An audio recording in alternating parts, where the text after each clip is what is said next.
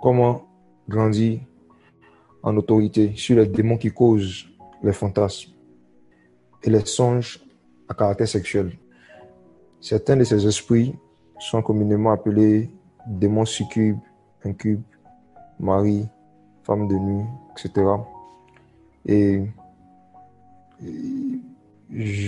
on a fait exprès de ne pas citer en particulier le nom d'un démon, vu qu'il y en a plusieurs. Il y a plusieurs démons en fait qui souillent l'homme à travers des visions à caractère sexuel, des songes à caractère sexuel.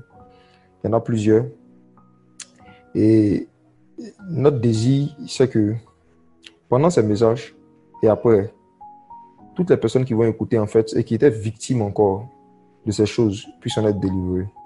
Premièrement, les chrétiens, ceux qui sont déjà nés de nouveau, qui vivent dans la sanctification, mais qui n'arrivent pas à avoir la victoire dans leurs songes en général, sur des esprits qui viennent essayer d'avoir des rapports avec eux ou de les tripoter ou de les souiller. On a essayé depuis la dernière fois, sur la base des Écritures, d'expliquer qu'est-ce qui peut justifier cela. Qu'est-ce qui peut expliquer cela? Quelles sont les choses qui donnent accès à ce type de démons-là, à nos âmes? Et qu'est-ce qui fait que souvent, en tant que des chrétiens, ils sont dans l'incapacité de refuser de coucher avec ces démons-là dans leurs songes? Et qu'est-ce qui justifie que certains chrétiens nés de nouveau, qui dans la réalité ne sont plus dans le péché, sont quand même dans le péché dans leurs songes et sont incapables de repousser le péché dans leurs songes, alors qu'ils sont capables de le faire dans la réalité? C'est un sujet un peu complexe qu'on essaie, par la grâce de Dieu, sur la base des Écritures, de comprendre et de solutionner surtout. Le Seigneur ne nous envoie pas juste pour faire des constats. Et quand il y a un accident, bon, c'est comme ça en Côte d'Ivoire, je crois que c'est comme ça dans la plupart des pays. Quand il y a un accident, il y a des personnes qu'on appelle pour venir faire ce qu'on appelle un constat. Et celui qui vient faire le constat, il n'apporte aucune solution. Il constate juste, il parle des problèmes. Il parle des problèmes. Le phare est cassé, la vitre est cassée, c'est celui-là qui a tort, c'est celui-là qui a raison. Son travail s'arrête là. Le constat. Or, le constat ne peut pas aider ceux qui ont la voiture gâtée à réparer leur voiture. Donc, il y a des prédicateurs malheureusement qui sont comme ça, qui prêchent sur des sujets en juste faisant des constats, parlant des problèmes, et ils s'arrêtent là. Or, Jésus-Christ, notre Seigneur, lorsqu'on lit sa parole, lorsqu'on lit comment est-ce qu'il agissait, lorsqu'on lit la manière dont il exerçait son ministère, on voit que lorsqu'il parlait d'un problème, il apportait aussi une solution. Et la solution était pratique. Et la solution, lorsqu'elle était acceptée par la foi, lorsqu'elle était reçue par la foi, produisait des résultats visibles et concrets dans la vie des gens. Donc Jésus-Christ, lui, il fait non seulement le constat, mais il joue aussi le rôle de l'assurance et du garage. Il s'occupe des réparations. Il t'explique voici les problèmes qu'il y a.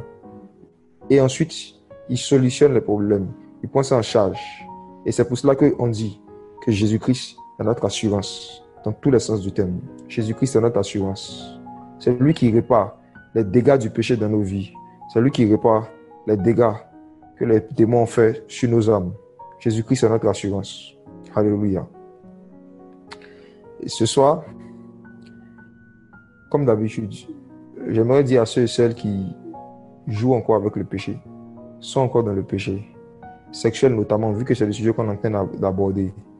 Ceux et celles qui sont encore dans la masturbation, dans la pornographie, dans l'impudicité et dans le flirt sous toutes ses formes et dans toutes sortes d'actes sexuels contraires à la parole du Seigneur, répentez-vous.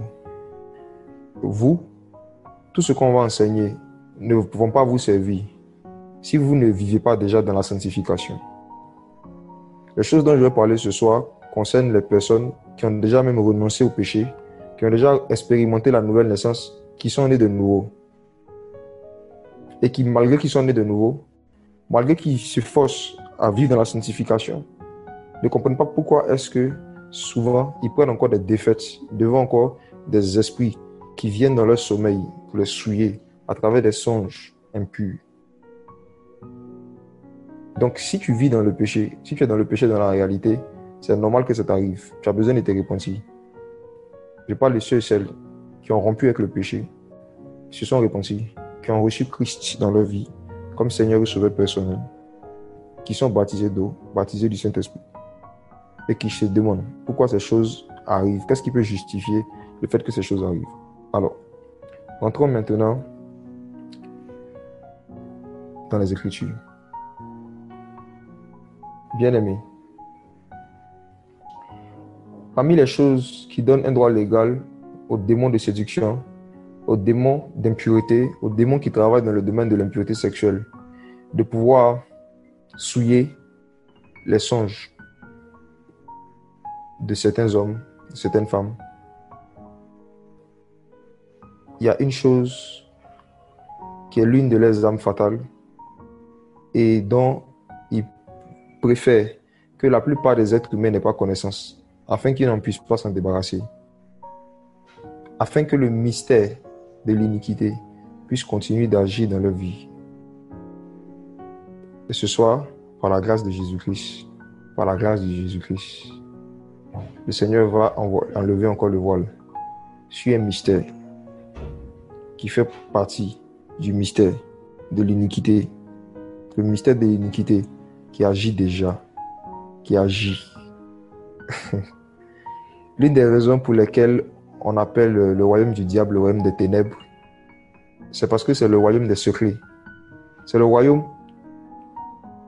qui préfère opérer dans le noir, dans le secret, dans les ténèbres, et qui préfère cacher ses œuvres.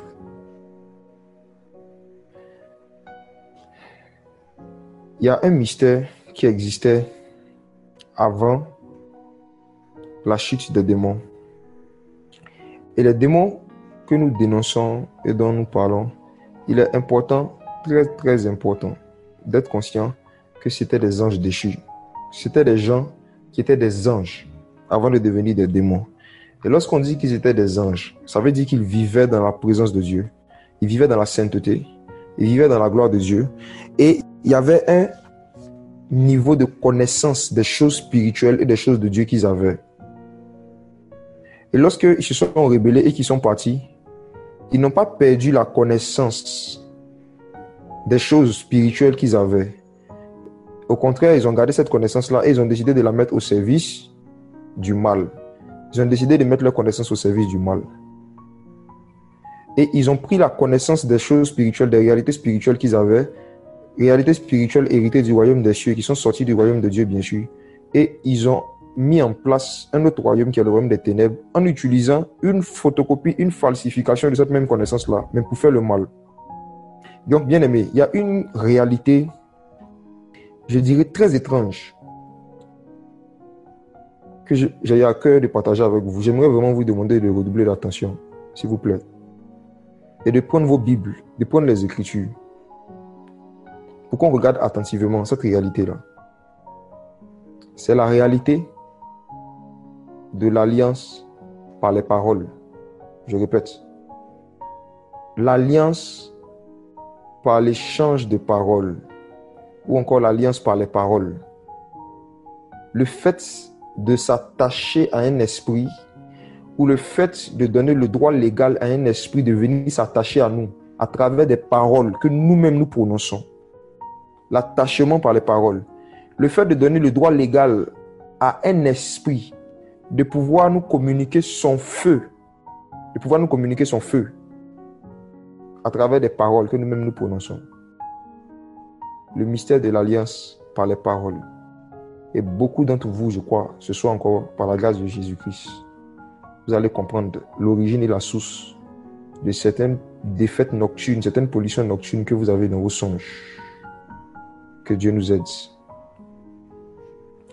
Voici le principe, voici comment on va fonctionner aujourd'hui. On va aller dans les Écritures, on va regarder une réalité du royaume des cieux. On va voir une réalité du royaume des cieux et voir comment est-ce que Satan, comme d'habitude, il a dupliqué, il a copié la même réalité dans le royaume des ténèbres pour faire le mal. Vous êtes prêts? On peut y aller? Prenons nos Bibles dans Apocalypse. Apocalypse chapitre 8, on va lire à partir du verset 3.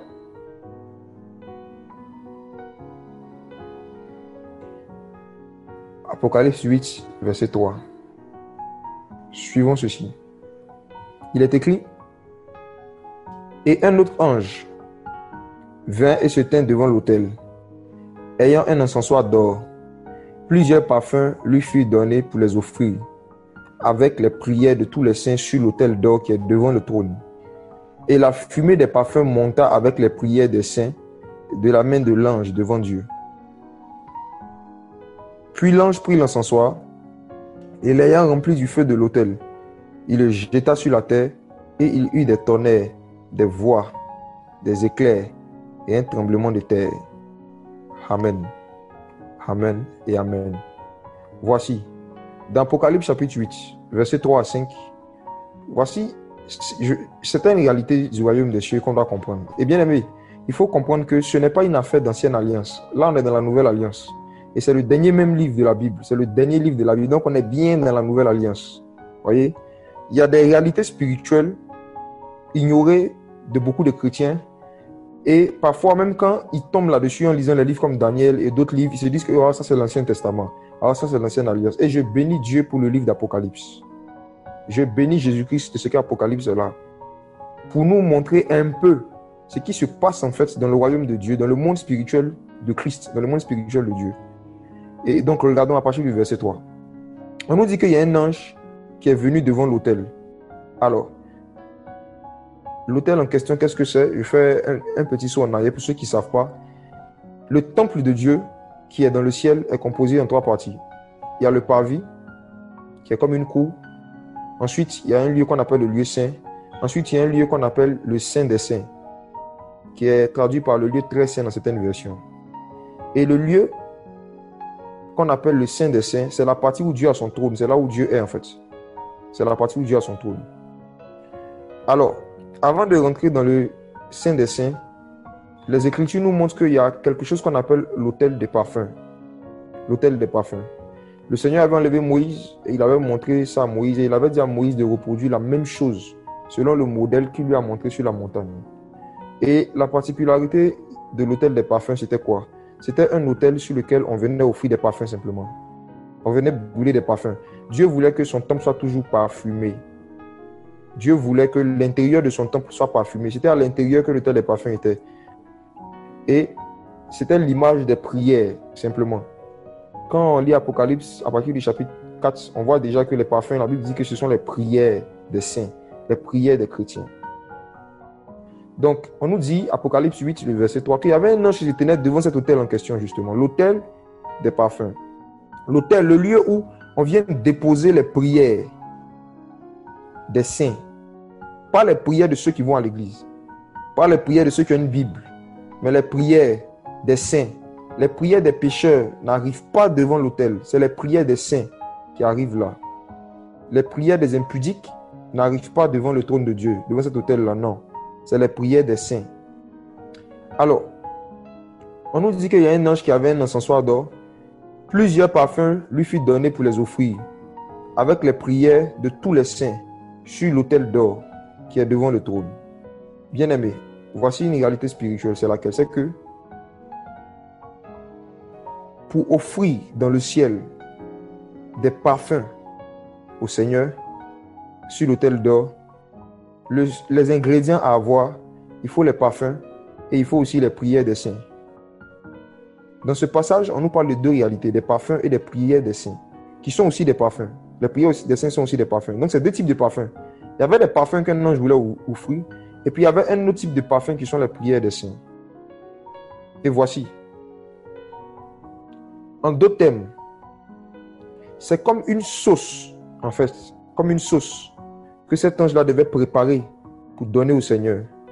Et comme vous le savez, lorsqu'on veut faire une sauce, même si c'est de la sauce tomate par exemple, on ne doit pas utiliser juste de la tomate. La tomate n'est pas le seul ingrédient qu'on utilise pour faire de la sauce tomate, n'est-ce pas? Dans la sauce tomate, il faut des tomates, il faut aussi de l'eau et il faut aussi d'autres condiments pour ajouter avant de faire la sauce. De cette même manière-là, les parfums que cet ange-là devait offrir, il ne devait pas offrir seulement les parfums qu'il avait en sa possession, il devait ajouter aussi d'autres ingrédients qu'on appelle les prières des saints. En 2 termes, cet ange devait prendre des paroles qui sont sorties de la bouche des saints, des propos qui sont sortis de la bouche des saints, les mélanger au parfum qu'il avait dans sa main et puis les déposer ensuite sur le trône du Seigneur. Il est en train de préparer quelque chose. Et j'aimerais vraiment qu'on ait ces deux images en tête. Les parfums des anges et les paroles qui sont sorties de la bouche des chrétiens. Les paroles qui sont sorties de la bouche des saints. Ce sont ces deux choses-là qu'on prend, qu'on associe et qu'on dépose maintenant sur l'autel. Et quand il a déposé sur l'autel, regardons ce qui s'est passé, le verset 4, Apocalypse 8, le verset 4. La Bible nous dit, « Et la fumée des parfums monta avec les prières des saints de la main de l'ange de Dieu. Puis, l'ange prit l'encensoir et l'ayant rempli du feu de l'autel, il jeta sur la terre. » Donc, voici ce qui s'est passé. Lorsque cet ange-là a pris les parfums qui étaient dans sa main, premier ingrédient, qu'il a pris le deuxième ingrédient qui était les prières des saints, ou encore les paroles qui sont sorties de la bouche des saints, lorsqu'il les a mixées, il a fait un mixage. Il a mixé, il a mélangé ces deux choses-là. Et il a déposé cela devant l'autel. Et qu'est-ce que ça a produit, bien-aimé? Si vous suivez, ça a produit quoi? Le feu. Lorsqu'il a déposé au verset 4, on nous dit qu'il y a une fumée qui est montée. Ça a produit du feu. Ça a produit du feu. Ça a produit du feu.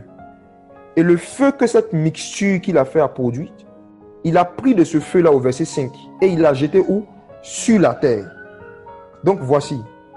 Lorsque vous voyez le feu du Saint-Esprit, lorsque vous voyez le feu du réveil spirituel se manifester dans un endroit bien aimé, c'est un ange qui a jeté ça sur la terre. Ah oui. Quand nous prions par exemple au Seigneur, lorsque nous intercédons, nous disons Seigneur, délivre les démoniaques, guéris les malades, convertis des âmes.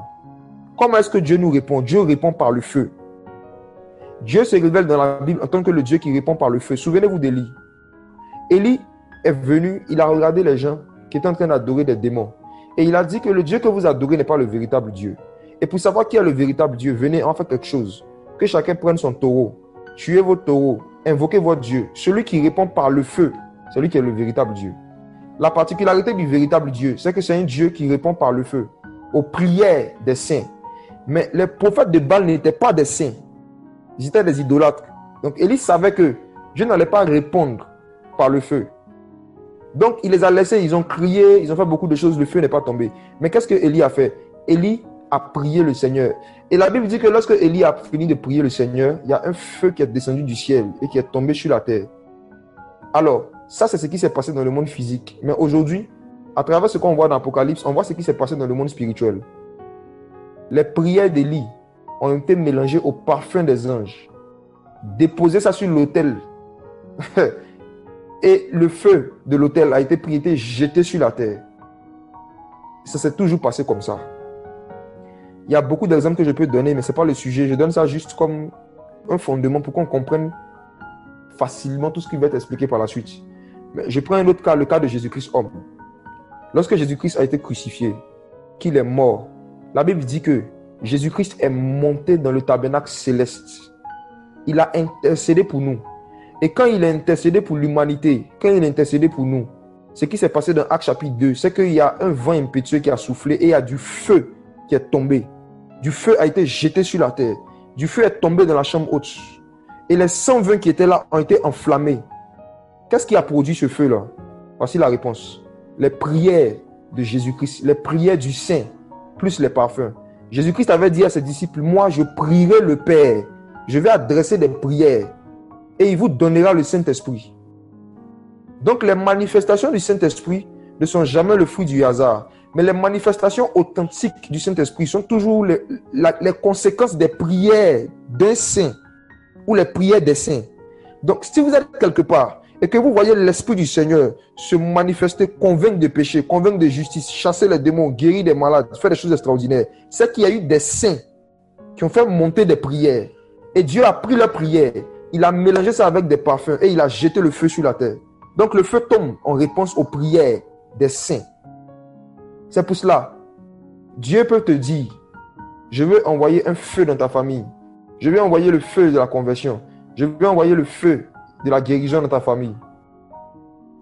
Chrétien, à partir du moment où Dieu te donne cette information-là, tu as une responsabilité. Tu as la responsabilité de prier par rapport à ça. Pour que ce feu-là tombe. Parce que si vous suivez bien ce qu'on est en train de dire, le feu qui est jeté sur la terre est causé par deux ingrédients. Les parfums des anges et les prières des saints. Donc, il ne peut pas avoir de feu qui est jeté sur la terre s'il n'y a pas des saints qui ouvrent leur bouche pour prier. Dieu voulait faire tomber le feu sur la terre, n'est-ce pas? Mais il a demandé à Élie de prier. Parce que c'est un ingrédient. Si des paroles ne sortent pas de la bouche de l'homme, il ne peut pas avoir le feu. C'est pour cela que vous allez voir que dans le ministère de Jésus-Christ, il se trouvait souvent devant des malades et il leur demande, veux-tu être guéri? Il faut que la personne dise de sa bouche. Il faut que la personne lui donne des ingrédients qu'il va utiliser, qu'il va mélanger avec son parfum pour produire le feu de la guérison. Il faut que l'homme manifeste sa volonté. Il faut que l'homme manifeste sa volonté d'une manière ou d'une autre pour que le feu tombe. Donc vous qui voulez voir le réveil spirituel, mais qui ne priez pas pour le réveil, vous risquez de mourir sans jamais expérimenter de réveil spirituel. Ah oui. Souvenez-vous encore d'Élie. Élie est venu dire aux gens, il n'aura ni pluie dans ce pays, ni rien, sinon à ma parole. Dans 1 Roi chapitre 17. Élie est venu prophétiser qu'il y aurait une sécheresse. Mais vous savez ce qu'Élie a fait? Lorsque Élie a fini de prophétiser qu'il y aurait une sécheresse, la Bible nous dit dans Jacques chapitre 5 que Élie a prié avec instance pour que la pluie ne tombe pas. La Bible nous dit que Élie a prié avec instance pour que la pluie ne tombe pas. En d'autres termes, lorsqu'il a fini de prophétiser, il n'est pas allé dormir. Ah. Lorsqu'Élie a fini de prophétiser, il allait prier. Et des années après, ce qui s'est passé, c'est que lorsque Dieu aussi est venu lui dire que Élie, je vais faire tomber la pluie. Élie a dit au roi, va, car il y a un bruit qui annonce la pluie. Mais la Bible nous dit que lorsque Élie est monté sur la montagne, il a dû prier 7 fois d'abord avant que la pluie ne tombe. Bien vrai que Dieu lui a dit, mon fils, je vais faire tomber la pluie. Bien vrai que Dieu lui a dit, mon fils, prophétise, dis aux gens que la pluie va venir. Ce même Dieu-là avait enseigné à Élie que si tu ne pries pas, si tu ne fais pas sortir certaines paroles de ta bouche, je n'aurai pas assez d'ingrédients pour faire tomber l'eau sur la terre. Donc Élie allait prier avec instance pour que la pluie tombe. Or, il avait prophétisé. Tu peux prophétiser, il y aura une pluie de réveil. Dieu va convertir les âmes dans telle ville. Dieu va convertir les âmes dans tel village. Mais quand tu finis de prophétiser, si tu n'as pas la même attitude que Élie, si tu ne vas pas prier avec instance pour que la pluie tombe, ta prophétie risque d'être une fausse prophétie. Et c'est comme ça que des personnes dans certaines villes ont annoncé des réveils qui ne sont jamais venus, des réveils spirituels. Ils ont annoncé des choses qui ne sont jamais accomplies. Parce qu'ils pensaient qu'il suffisait d'annoncer pour voir ça s'accomplir. Ils ne savaient pas qu'il fallait imiter le modèle d'Élie. Tu prophétises que la pluie va tomber. Quand tu finis, tu montes sur la montagne. Tu mets la tête entre les jambes. Et tu insistes jusqu'à ce que tu vois la pluie. Donc, on revient dans Apocalypse 8, verset 3. Et on voit que c'est ça. Devant l'autel, c'est ce qui se passe. Il faut plusieurs ingrédients. Et l'un des ingrédients, ce sont les paroles qui sortent de la bouche de l'homme. Voici une réalité spirituelle qui a toujours existé et qui existe jusque dans la nouvelle alliance aujourd'hui. Maintenant, voici comment est-ce que les démons dans le royaume des ténèbres ont copié cette manière de faire et imitent cette réalité spirituelle. Je prends l'exemple de quelqu'un qui va chez un féticheur et qui dit au féticheur, je veux devenir riche. Pour ceux qui sont déjà allés chez des marabouts, chez des féticheurs, ils peuvent confirmer cela. Peut-être que vous n'êtes pas encore rendu compte, mais regardez ceci. Si quelqu'un va voir un marabout, un féticheur ou un occultiste pour obtenir de l'argent ou pour obtenir quoi que ce soit, vous allez voir que l'occultiste va toujours vouloir pousser son client à poser un acte ou à dire une parole qui va l'engager. Souvent, ils le font de manière directe. Souvent, ils le font de manière indirecte. Je prends un exemple précis. Quelqu'un vient voir un marabout pour dire « Je veux devenir riche. Je veux devenir riche. » Et voici ce que le marabout va faire. Le marabout va consulter l'un de ces génies, l'un de ces démons qui peuvent apporter la richesse matérielle à un être humain. Il va consulter le démon. Et le démon va lui dire qu'il est un ange déchu. Pour qu'on puisse lui donner le feu de la richesse démoniaque, on a besoin des paroles qui sortent de sa bouche. Pousse-le à nous donner des paroles. Le féticheur a besoin non seulement du génie des fétiches, mais il a besoin aussi d'un dernier ingrédient, les paroles qui sortent de la bouche de l'homme. Et il va te dire, est-ce que tu es vraiment prêt à devenir riche? Quand tu vas dire oui, il va te demander, est-ce que tu es prêt à faire tout ce qu'on va te demander pour devenir riche? À partir du moment où la personne dit oui, le oui qu'il a donné dans le monde spirituel, le féticheur prend cela, il mélange ça Il fait une mixture. La même manière, le même travail que les anges du Seigneur font devant l'autel. Les anges de Satan, les démons font le même travail. Les démons ont besoin des paroles qui sortent de la bouche de l'homme pour pouvoir faire quelque chose et jeter un feu sur eux. Sans ton consentement, que ce soit verbal ou que ce soit dans tes actes, le démon ne peut pas agir. Donc en général, ils vont te pousser, ils vont te soutirer des paroles. Ou ils vont donner aux gens des incantations. Ils vont te dire, voici telle parole que tu dois réciter. Et quand tu fais sortir ces paroles-là, automatiquement, dans le monde spirituel, tes paroles ont un poids. Tes paroles sont comme des ingrédients, c'est comme de l'eau. Ils peuvent utiliser ça pour faire une mixture. Et on te donne, on dit, il faut boire ça. Ou bien il faut te laver avec. Et tu es engagé comme cela. Ça, c'est concernant les féticheurs, les marabouts.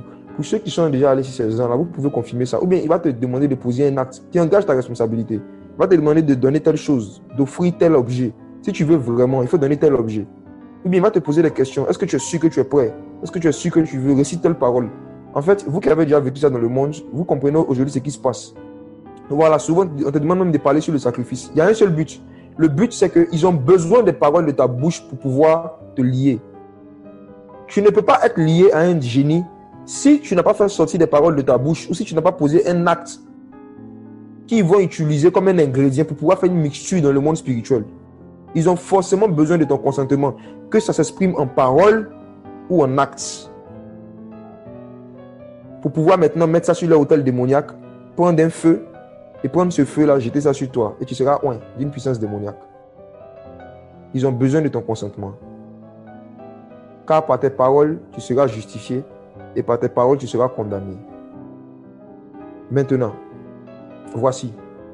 Ça, c'est une manière de faire qui est quand même assez évidente. Maintenant, je vais parler de quelque chose qui est beaucoup plus subtil. Bien aimé, suivez bien. Certains d'entre vous, vous allez avoir froid dans le dos.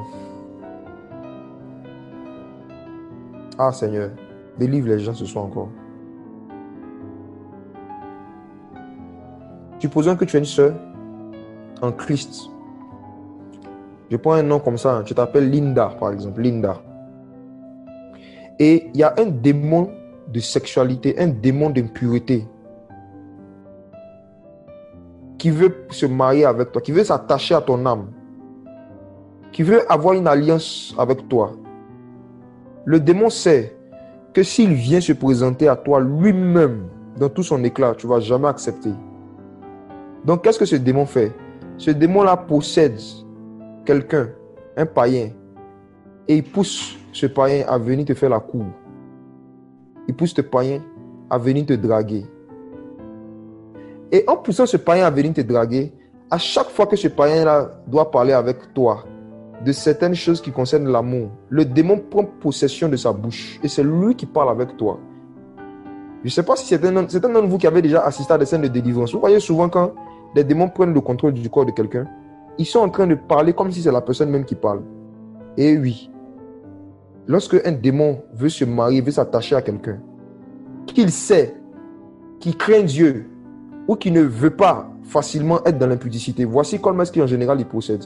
Le démon rentre dans quelqu'un, et la personne tisse une amitié avec toi, et la personne commence à te faire la cour. Donc supposons qu'il y a un homme comme ça qui commence à faire la cour à la sœur Linda. Elle sait que c'est un païen qui ne craint pas Dieu. Mais elle décide quand même de lui donner une chance, de lui tendre son oreille pour écouter quand même ses avances. Et en pensant souvent que les longues conversations téléphoniques qu'elle a les nuits, elle est en train d'avoir ça avec un être humain normal. Elle ne sait pas que c'est un démon qui lui parle à travers un être humain. Et plus elle écoute, plus elle est séduite. Plus elle converse avec cet homme possédé. Et plus Linda, de moins en moins, elle est ferme. Au début, son nom était radical. Mais plus elle accepte ses invitations au restaurant, plus elle accepte ses cadeaux, plus elle échange avec ce païen, plus il parle longtemps la nuit, et plus le cœur de Linda commence à se ramollir, à se ramollir, à se ramollir, jusqu'à ce que ce païen possédé, je vais prendre un nom comme ça, supposons qu'il s'appelle Jeff, qui ne sait même pas qu'il est possédé, et qui ne sait même pas qu'il est en mission, qui ne sait même pas qu'il est animé par un démon qui veut juste tisser une relation légitime dans le monde spirituel avec Linda pour venir coucher avec elle de manière légitime. Qu'est-ce qu'il fait? Il va la draguer, il va dire non, tu sais, moi je veux seulement me marier avec quelqu'un qui est en Christ, Je ne vais pas me marier avec quelqu'un qui n'a pas Jésus dans sa vie. Il sait qu'elle va répondre comme cela. Donc, qu'est-ce que ce démon va faire? C'est simple. Il va utiliser, et ils utilisent beaucoup, je vous dis, écoutez bien, ils utilisent beaucoup une loi spirituelle qui est utilisée même à la mairie. Un démon peut se marier avec toi sans coucher avec toi. À quel moment est-ce qu'il y a une alliance, il y a un mariage entre deux âmes? À quel moment? C'est lors de l'échange des paroles. Suivez bien, suivez bien. Regardez quelque chose. En général, dans les mairies, en tout cas dans notre pays ici, la plupart des mairies, lorsque deux personnes vont devant le maire demande, est-ce que tu veux prendre pour épouse telle personne? La personne doit dire oui, publiquement. Quand la personne donne son oui, monsieur, voulez-vous prendre pour épouse? La personne dit oui. On demande, madame, voulez-vous prendre pour épouse telle personne? Elle dit oui. Dès cet instant, le maire dit, je vous déclare mari et femme. Alors qu'ils n'ont pas encore eu de rapport sexuel. Suivez bien. C'est une réalité spirituelle que les occultistes et les mystiques connaissent très bien. Ils savent que pour se marier à une personne, il faut soit coucher avec la personne, mais si la personne n'accepte pas de coucher, il faut soutirer des paroles à la personne qui vont l'attacher à toi. Il faut pousser la personne à te dire des paroles qui vont vous lier dans le monde spirituel. Donc, supposons, je vais vous poser une question, regardez quelque chose. Supposons que la sœur Linda et puis monsieur Jeff, ils se retrouvent à la mairie. Et puis, on demande à monsieur Jeff, est-ce que vous voulez prendre pour épouse madame Linda? Jeff dit oui, je le veux. Tout le monde applaudit. On demande madame Linda, est-ce que vous voulez prendre pour épouse Jeff? Elle dit oui, je le veux. Et après avoir donné le oui, je le veux, le maire dit, je vous déclare mari et femme. Et supposons qu'à ce moment-là, la sœur Linda dit, non, je viens de faire une gaffe. C'est pas normal. Je ne dois pas aller me marier avec ce païen. Je ne veux pas. Et elle dit, monsieur, excusez-moi. Il dit, non, vous pouvez embrasser la mariée. Et Linda dit, non, non, non, non, je ne veux pas qu'il m'embrasse. Je viens de faire une erreur, je ne veux plus. Et supposons que là, Linda fuit, elle sort de la mairie. Et puis elle s'en va dire à sa famille, excusez-moi, j'ai fait une erreur. On annule le mariage. On dit le mariage est annulé. Et supposons que Linda voyage. L'histoire se passe en Côte d'Ivoire. Juste après avoir échangé le consentement, Linda voyage. Elle va en France. Je vais vous poser une question. Linda est mariée à Jeff ou elle n'est pas mariée à Jeff? Ils ne se sont jamais embrassés. Ils n'ont pas eu de rapport sexuel. Ils sont mariés ou ils ne sont pas mariés? Ils sont liés ou ils ne sont pas liés? Quelqu'un dit qu'elle n'est pas mariée. Ok. Elle n'est pas mariée physiquement, mais spirituellement, elle est liée.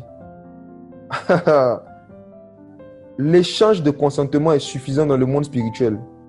L'échange de consentement. Quelqu'un dit qu'elle n'est pas mariée parce qu'elle n'a pas signé le papier. Voici où le diable nous a induit en erreur. En fait, ce n'est pas lorsqu'on signe un papier physique qu'on est lié. C'est lorsqu'on échange le consentement dans la parole, dans la Bible. Et on va lire ça.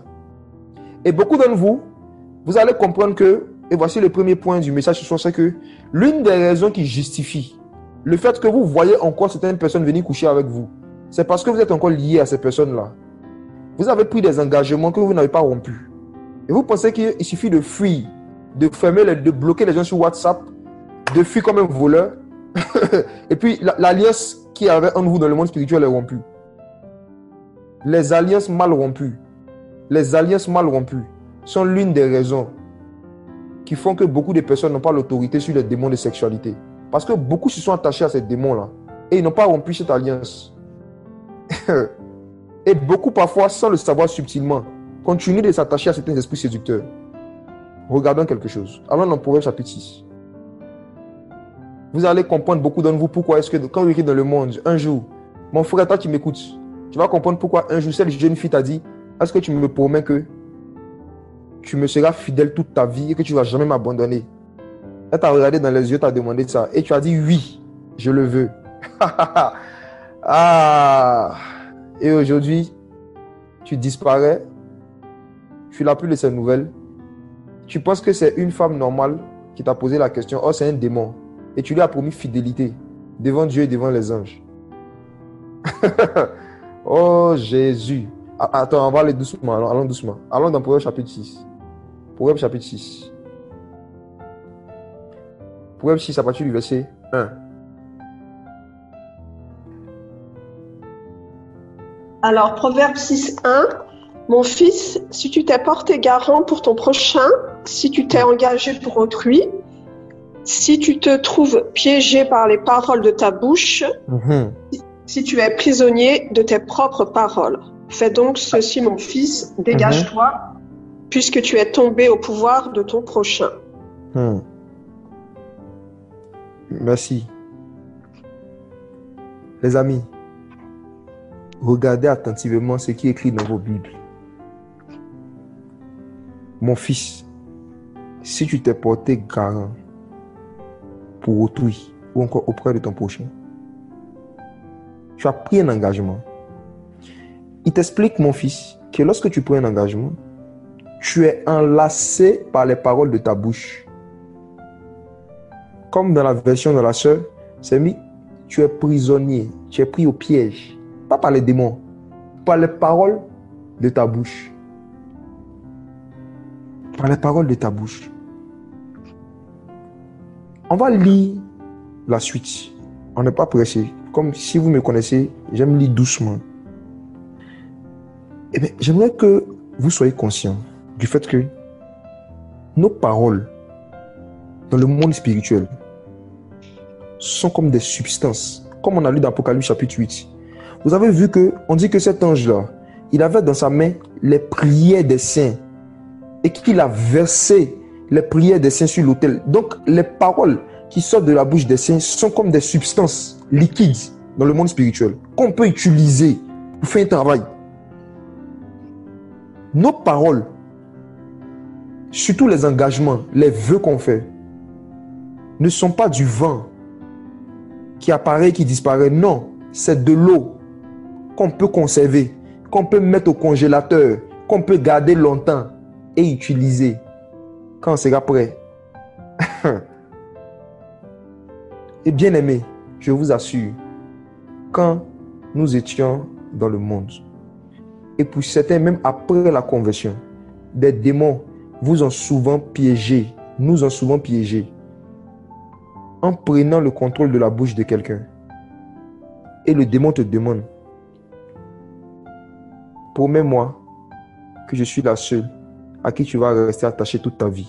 Et tu dis oui. Promets-moi que je suis le seul homme que tu vas aimer et que tu vas jamais aimer quelqu'un d'autre. Et tu dis oui, je le promets. En pensant que tu es en train de faire cette promesse à un être humain. Or, tu es en train de faire cette promesse à un démon. Et tu es en train de t'attacher, de t'enlacer par les paroles de ta bouche.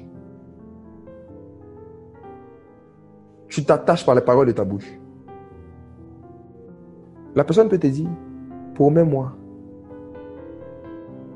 que même si on n'est plus ensemble, tu ne vas jamais m'oublier. À qui on a déjà dit ça? À qui quelqu'un a déjà dit, promets-moi que même si on n'est plus ensemble, tu ne vas jamais m'oublier. Ok. Aujourd'hui, que vous êtes hors de cet envoûtement, réfléchissez. Est-ce qu'un être humain normal, dans son état normal, peut te dire, même si on n'est jamais ensemble, il ne faut jamais m'oublier? Ce n'est pas un être humain qui vous a demandé cela, c'est un esprit, c'est un démon. Et quand vous avez donné votre parole, vous avez dit oui, vous vous êtes attaché par les paroles de votre bouche. Donc, dans le monde spirituel, tant que cet engagement, cette promesse demeure, ce démon a le droit légitime de venir avoir des rapports avec vous, de venir vous tripoter, de venir faire des choses, même si vous êtes en Christ. Et c'est là que ça va chauffer. C'est ça que ce soit beaucoup de raisonnements qui vont tomber sur la base des Écritures. Bien aimé, il y a eu un temps dans ma vie chrétienne où je pensais que, à cause du fait que je suis né de nouveau et que je suis en Christ, tous les engagements que j'avais pris, tous les vœux que j'avais faits sont automatiquement annulés. Jésus. Je vais te donner encore des cas pratiques. Et après, on va aller dans les Écritures pour voir qu'est-ce que les Écritures disent par rapport à ce sujet. Supposons que tu avais une petite amie avec qui tu couchais, avec qui tu étais en alliance, tu étais dans l'impudicité, avant de rencontrer Christ. Avant de rencontrer Christ. Et vous n'avez jamais, de manière formelle, rompu votre relation. Vous êtes échangé des paroles très fortes quand vous étiez ensemble. Et un jour, tu es allé faire des études dans un autre pays. Tu as perdu son contact. Il a perdu ton contact. Vous vous êtes perdu de vue. Et comme vous avez fait longtemps sans communiquer, tu as estimé que la relation n'existe plus. Parce que la relation n'existe plus dans le monde physique, tu estimes que la relation aussi n'existe plus dans le monde spirituel et qu'il n'y a plus rien qui vous lie spirituellement. Ok. Tu te remets avec quelqu'un d'autre, tu fais ta vie. Tu couches avec une autre personne, tu sors avec une autre personne et tu oublies, tu vas comme ça de relation en relation. Et à plusieurs personnes différentes, tu fais des mêmes vœux. Je ne vais jamais t'oublier. Je t'aimerai pour toujours. Je serai toujours attaché à toi. Mon corps t'appartient. Mon corps sera toujours à toi. Tu lâches des paroles comme ça. Avant de rencontrer Jésus, je précise. Avant de rencontrer Jésus. Ne sachant pas que tu es en train de t'enlacer et de te lier par les paroles de ta bouche à des esprits séducteurs. Ok. Maintenant, supposons que tu entends l'évangile. On te prêche l'évangile. Répands-toi, abandonne l'impudicité. Tu reçois Jésus-Christ dans ta vie. Le sang de Jésus te purifie de toute iniquité. Tu deviens une nouvelle créature. Tu deviens une nouvelle créature. Les choses anciennes sont passées. Toutes choses sont devenues nouvelles. Alléluia. Les choses anciennes sont passées. Toutes choses sont devenues nouvelles. Et tu te dis, mais alors, je suis né de nouveau. Les choses anciennes sont passées. Toutes choses sont devenues nouvelles. Donc, toutes les promesses que j'ai faites de ma bouche à des hommes ou à des femmes concernant un attachement que j'aurai pour eux, peu importe les années qui vont passer, tu penses que c'est annulé. Et Satan te dit, oui, c'est annulé. Le diable t'encourage, il te dit, oui, c'est annulé. Vas-y. Qui pense honnêtement que après la conversion, après la nouvelle naissance, tous les engagements qu'on a pris par les paroles de nos bouches sont annulés? Qui pense ça honnêtement? En toute franchise, soit en commentaire, vous pouvez répondre. Moi, c'est ce que j'ai pensé pendant des années, pendant plus de 8 ans, 9 ans. Ouais. Tous les engagements sont annulés. Ok. D'accord. Merci pour votre franchise. Augmentez bien le volume. Bien aimé, c'est ce que moi aussi j'ai pensé. C'est ce que j'ai toujours pensé. Jusqu'à ce que Dieu, dans sa grâce, ouvre mes yeux sur certains versets, certaines vérités bibliques qui m'ont fait comprendre que ce n'est pas le cas. Et j'ai compris la source de beaucoup de songes sexuels que je faisais, où je voyais certains de mes ex qui viennent coucher avec moi. Je voyais certaines personnes avec qui j'ai eu des aventures dans le monde venir me tripoter, tout ça. Et j'étais impuissant dans le songe. Mais quand je me réveille le matin, je suis fâché. Il dit, mais celle-là, je n'ai même plus son numéro. Et on n'est même plus ensemble. Pourquoi je la vois? Mais pourquoi est-ce que je fais des songes comme ça, Seigneur? Je ne suis pas dans l'impudicité. Je ne suis pas dans la masturbation. Mais pourquoi toujours je le vois, je la vois? Bien aimé, le passage qui dit, on va lire le passage et on va voir pourquoi est-ce que cette pensée que nous avons, que vous avez, n'est pas correcte. La preuve, ce que vous vivez dans vos songes le montre bien. Ce que vous vivez dans vos songes le montre. Regardons 2 Corinthiens 5, verset 17. 2 Corinthiens 5, verset 17. Si donc quelqu'un est en Christ, il est une nouvelle créature. Les choses anciennes sont passées. Voici, toutes choses sont devenues nouvelles. Toutes choses sont devenues nouvelles. S'il vous plaît, restez concentrés. Posez-vous une question.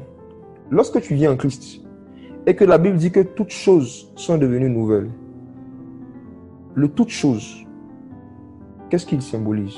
Est-ce que ça veut dire que lorsque tu viens en Christ et que tu rentres chez toi à la maison, tous tes fauteuils deviennent nouveaux? Les anciens fauteuils que tu avais disparaissent, ça devient de nouveaux fauteuils. Est-ce que c'est ça? Non. On est d'accord que non? Ok. Donc, on est d'accord que quand quelqu'un vient en Christ, toutes choses deviennent nouvelles, sauf ses fauteuils. Est-ce que ça veut dire que quand quelqu'un vient en Christ et que toutes choses deviennent nouvelles, ça veut dire que quand il rentre dans son placard, le nouveau converti, tous ses habits deviennent nouveaux. Tous ses habits changent. Ça devient de nouveaux habits. Non. Ok. Est-ce que ça veut dire que lorsque quelqu'un reçoit Christ et qui se convertit, son téléphone portable devient nouveau, son ordinateur devient nouveau, toutes choses deviennent nouveaux? Non. Donc, on est d'accord que le toute chose concerne certaines choses. Le mot tout dans les Écritures est toujours contextuel. Par exemple, quand les Écritures nous disent que Dieu peut tout faire, est-ce que ça veut dire que Dieu peut pécher? Quand les Écritures disent que Dieu peut tout faire, est-ce que ça veut dire que Dieu peut mentir? Non. Donc le tout est toujours limité, contextuel. Donc, on comprend que cette phrase de 2 Corinthiens 5,17 concerne certaines choses qu'on appelle toutes choses. Lesquelles? Le salut en Christ concerne le corps, l'âme et l'esprit. On est d'accord. Quand Jésus nous rachète, il nous rachète corps, âme et esprit. Et nous appartenons corps, âme et esprit à Christ. Maintenant, je vous pose la question. Si quelqu'un est en Christ et qu'il devient une nouvelle créature, est-ce que son corps physique devient nouveau? Non. Donc, même le toute chose ne touche pas le corps physique. Suivez bien. Le toute chose, le corps physique est exclu. Si tu sentais mauvais parce que tu ne veux pas te laver, même parce que tu ne mets pas de déodorant, de parfum, avant ta conversion, après ta conversion, toutes choses deviennent nouvelles, sauf ton parfum, sauf ton odorat. Physiquement, il n'y a rien qui change. Si tu étais blessé physiquement avant ta conversion, tu es une nouvelle créature, mais la plaie est toujours là. Parce que le toute chose touche pas premièrement le corps. Tu ne reçois pas un nouveau corps à la conversion. C'est le même corps que tu avais. C'est ce même corps-là que tu as à la conversion. Supposons qu'une femme était allée prendre un stérilet qu'elle avait mis dans son corps avant sa conversion. Est-ce que lorsque cette femme-là reçoit Christ, le stérilet disparaît? L'engagement qu'elle a pris à l'hôpital d'avoir un stérilet dans son corps, est-ce qu'à la conversion, est-ce que quand la personne vient en Christ, le stérilet disparaît? Or, toutes choses deviennent nouvelles. Toutes choses deviennent nouvelles. Ok. Donc, on comprend que le toute chose ne touche pas le corps. Il reste maintenant l'âme et l'esprit. Je vais vous poser une question. Est-ce que les Écritures ne nous disent pas clairement que lorsque quelqu'un se convertit à Christ, il reçoit un esprit nouveau? N'est-ce pas? Vous pouvez lire ça dans Ézéchiel chapitre 36, à partir du verset 26. Donc, la nouvelle création, c'est un esprit nouveau qu'on reçoit. Un esprit nouveau, un esprit parfait, dans lequel le Saint-Esprit vient habiter. Maintenant, je vais vous poser une question. Est-ce que, à la conversion, on reçoit une âme nouvelle? Quelqu'un qui a déjà compris? Non. Donc, ton âme reste dans le même état, de la même manière que ton corps physique reste dans le même état. Oh Jésus, c'est ton esprit seul qui devient une nouvelle création. Et toute chose qui concerne ton esprit devient nouvelle. En ce qui concerne ton esprit, toute chose devient nouvelle à la création. Et le Saint-Esprit vient habiter dans ton esprit. Et lorsque le Saint-Esprit vient habiter dans ton esprit, il forme un seul esprit avec ton esprit. Qu'en est-il de ton âme et de ton corps? Qu'est-ce que les Écritures disent par rapport à l'âme après la conversion? On va lire des passages. Commençons par Romains chapitre 12.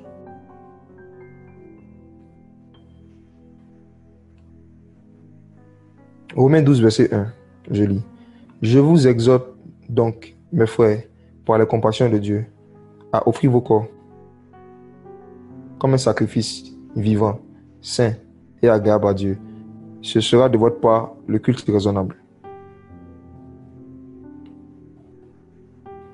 Bien-aimés, à qui ce verset était adressé? À des chrétiens ou à des païens? À des chrétiens, on est d'accord? Ok. Est-ce que vous êtes d'accord avec moi qu'un chrétien, c'est celui qui a déjà donné son corps à Jésus, celui qui a donné sa vie à Jésus? On est d'accord? Ok. Est-ce que vous vous êtes déjà demandé pourquoi est-ce que Paul dit à des gens qui appartiennent à Christ, dont le corps est le temple du Saint-Esprit, il dit, par la compassion de Dieu, offrez vos corps à Dieu comme un sacrifice agréable.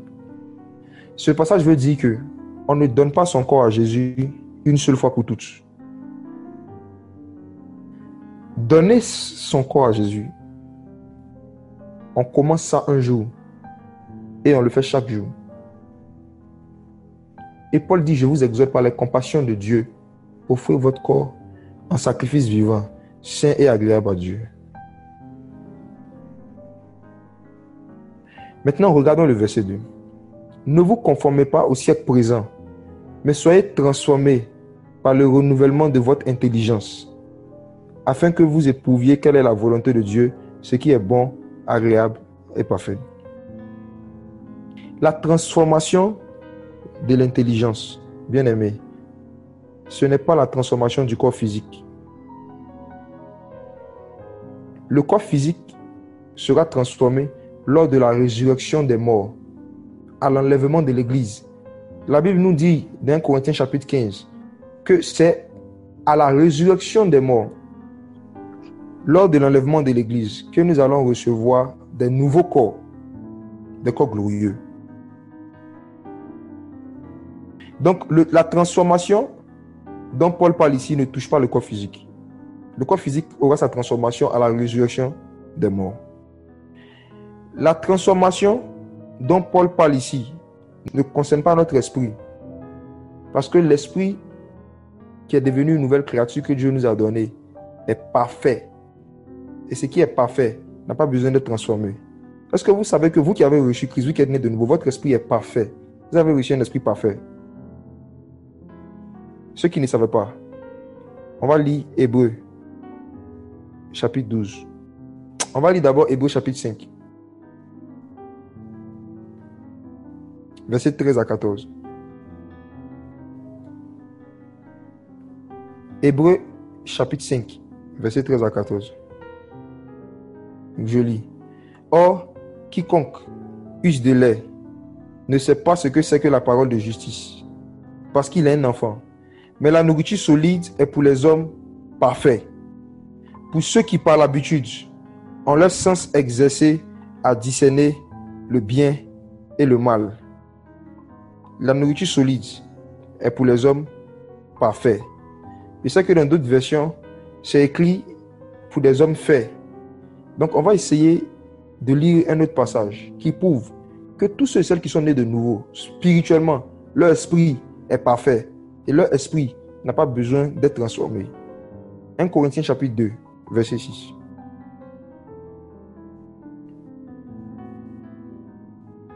Qui a la King James qui peut m'aider à faire une lecture?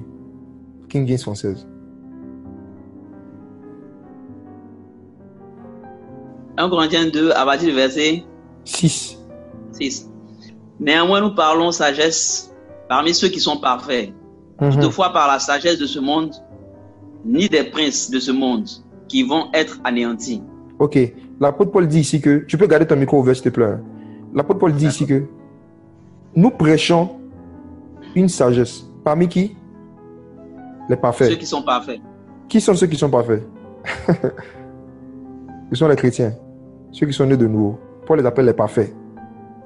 Ceux qui sont parfaits. Ils ne sont pas parfaits sous le rapport de leur chair, mais ils sont parfaits spirituellement. Parce que Christ leur a donné un esprit nouveau, une nouvelle création, une nouvelle créature. Philippiens chapitre 3, mon frère, verset 15.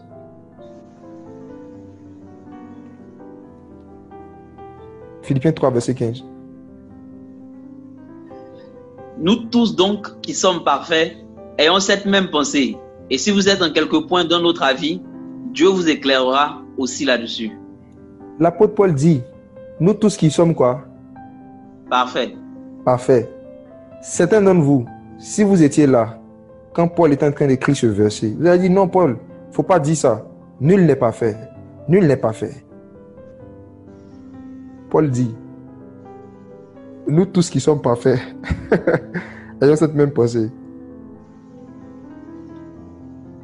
Il y a une partie de toi qui est parfaite si tu es en Christ. C'est ton esprit. Et Paul appelait les chrétiens aussi les parfaits dans ses écrits. Spirituellement, notre esprit est parfait. Et c'est ça l'un des mystères de la nouvelle naissance. En même temps qu'on est imparfait sous le rapport de notre caractère, Dieu nous considère comme des êtres parfaits sous le rapport de notre esprit. Et il nous appelle les parfaits. Et l'apôtre Paul avait cette révélation. Et Paul dit, nous tous qui sommes parfaits. Quelle affirmation. Un dernier verset. Hébreux chapitre 12. Hébreux 12. Verset 22 à 23. On parle de ce qui est arrivé à ceux qui sont nés de nouveau. L'expérience qu'on vit quand on est né de nouveau. Hébreux 12, verset 22 à 23. Mais vous êtes venus au mont Sion et à la cité du Dieu vivant, la Jérusalem céleste, et au nombre innombrable d'anges, à l'assemblée générale et à l'église des premiers-nés, qui sont écrits dans le ciel, et à Dieu, le juge allons de doucement, tous. allons doucement. L'église des premiers-nés. Ça, c'est le corps de Christ. Nous tous. Le Seigneur nous appelle nous tous, les premiers-nés. Nous tous, on est les premiers. C'est un titre que Dieu nous a donné à nous tous.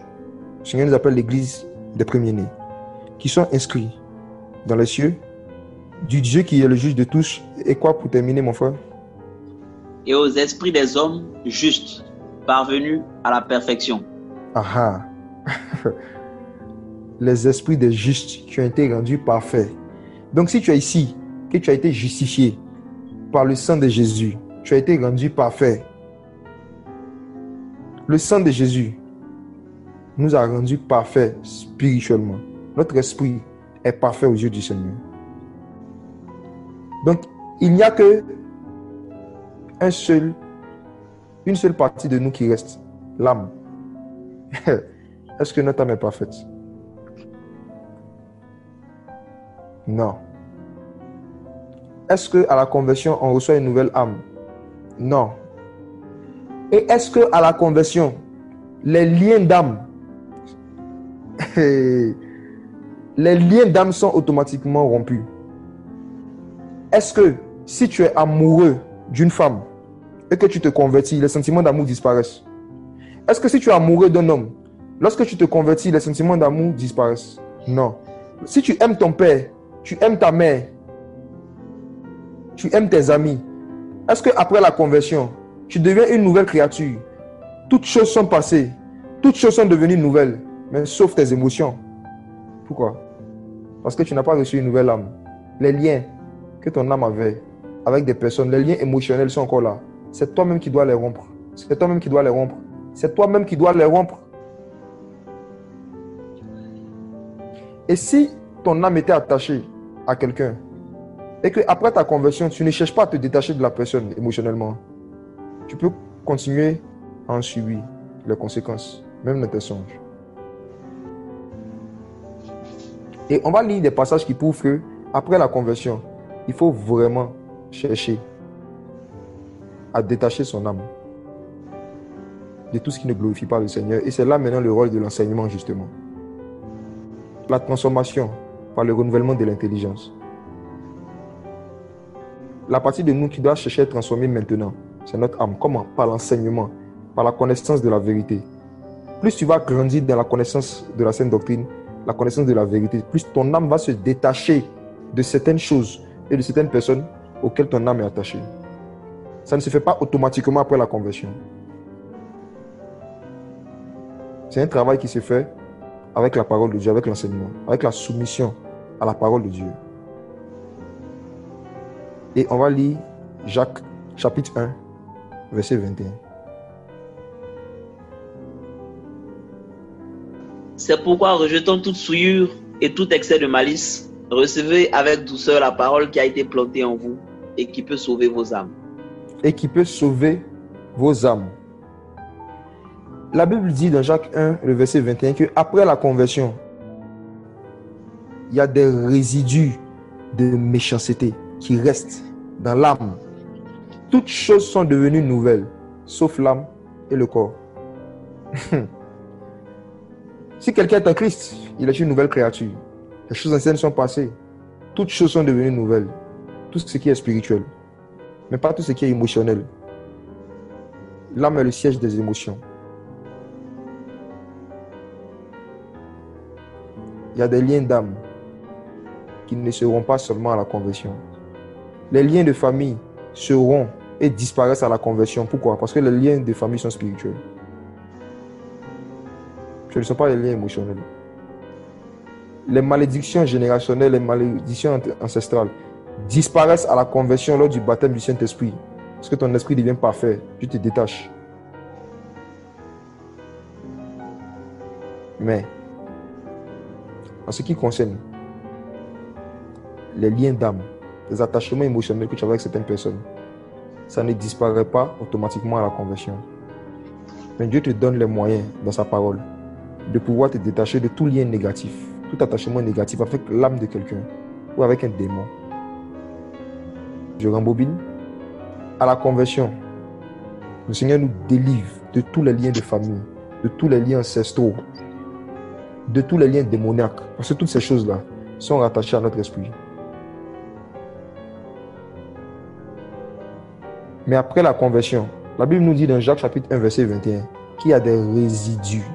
Il y a des choses qui restent dans l'âme, des souillures, des méchancetés. Et ce qui enlève ça, c'est la parole de Dieu. C'est l'enseignement. Donc Jacques dit aux chrétiens qui sont nés de nouveau, dont l'esprit a été rendu parfait, qui sont baptisés du Saint-Esprit. Dans Jacques 1, verset 21, recevez la parole de Dieu. Recevez l'enseignement. Aimez l'enseignement qui va faire sortir en vous les résidus de méchanceté et les souillures. La parole de Dieu.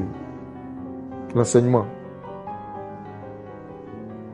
Donc, ce soir, vous allez recevoir, par la grâce du Seigneur, un enseignement pratique sur comment rompre un lien d'âme, un lien émotionnel qu'on n'a pas correctement rompu après la conversion et dont on subit les conséquences dans les songes. Et si vous pratiquez et vous recevez par la foi d'abord et vous pratiquez ce qu'on va dire, vous allez grandir en autorité sur les démons qui ont le droit légitime de venir souiller vos âmes parce que vous êtes attachés à eux par les paroles de votre bouche. Et vous allez grandir encore en autorité. Voici. Il y a certains d'entre vous, je parle d'abord des hommes, des garçons.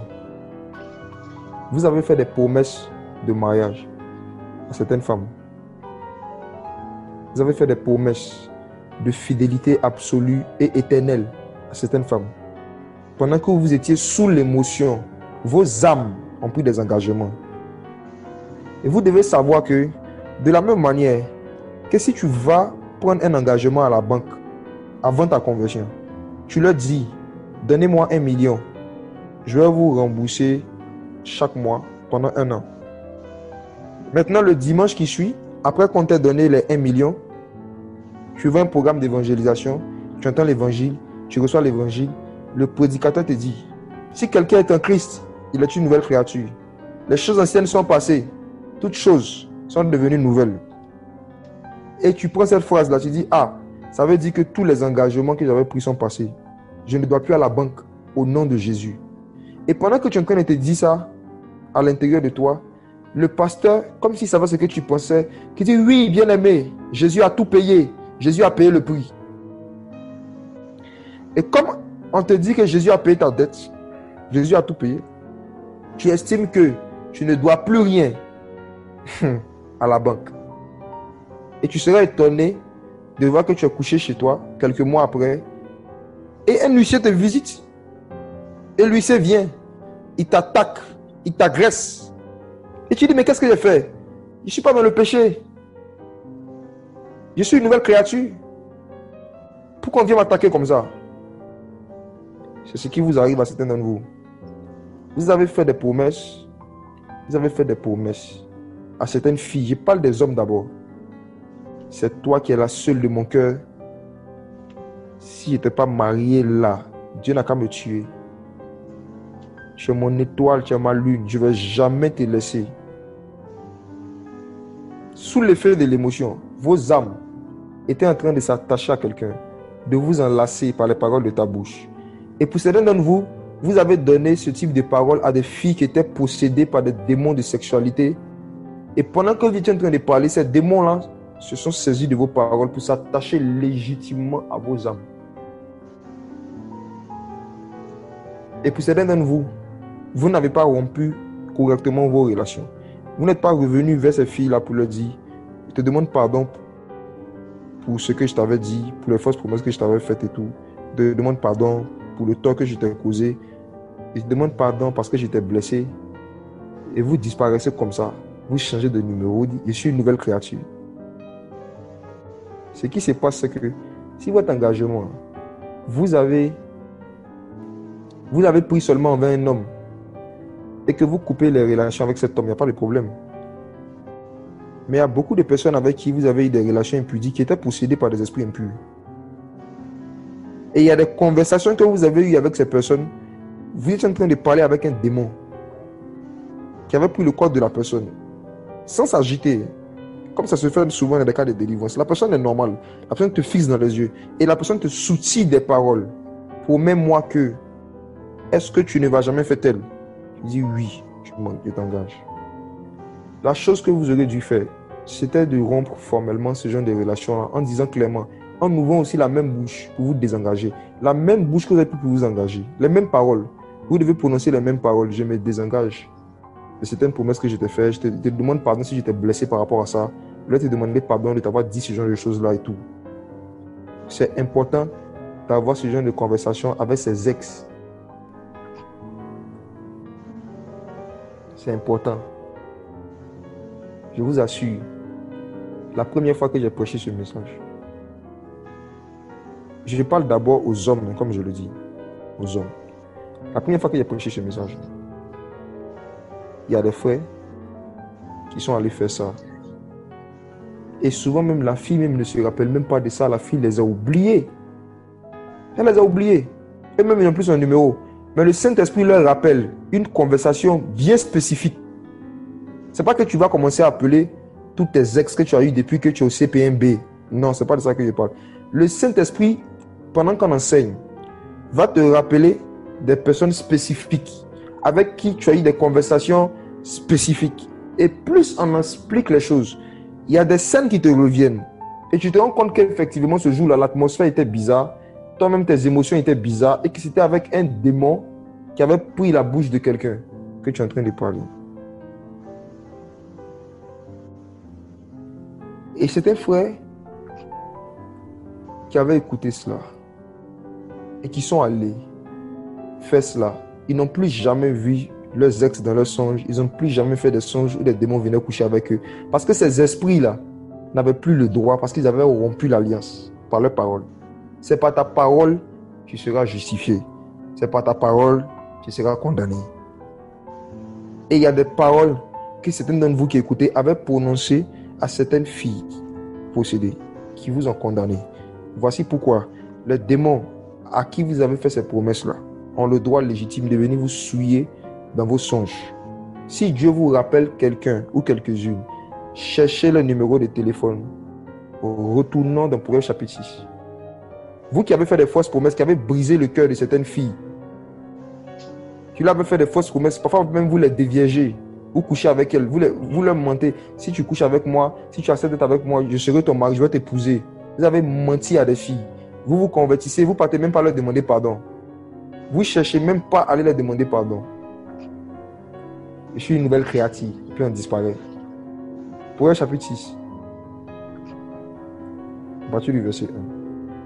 Mon fils, si tu t'es porté garant auprès de ton prochain, si tu as frappé dans la main de l'étranger, si tu es enlacé par les paroles de ta bouche, Si tu es pris par les paroles de ta bouche, mon fils, fais maintenant ceci. Dégage-toi. Dégage-toi. Puisque tu es tombé entre les mains de ton ami intime, va, prosterne-toi, importune tes amis. En 2 thèmes, repars vers la personne et désengage-toi. Dégage-toi.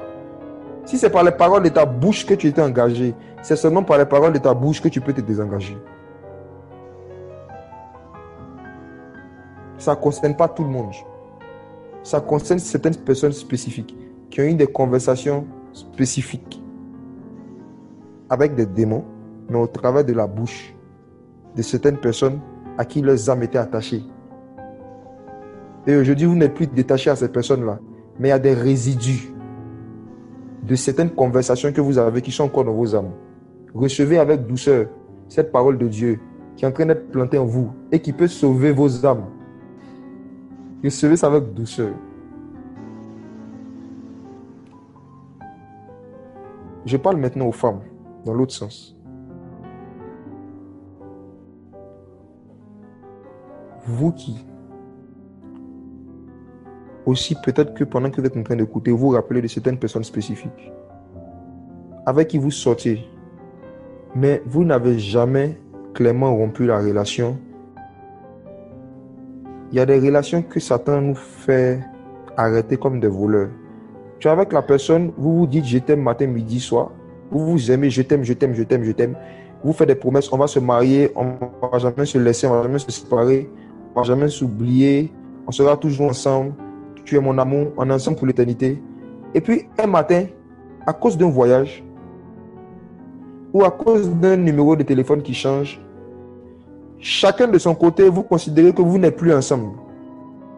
Alors que vous ne vous êtes jamais dit clairement, la relation est finie.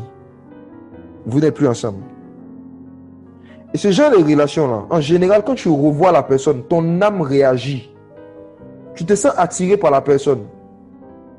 Quand tu recommences à parler avec la personne, tu te sens tenté par la personne.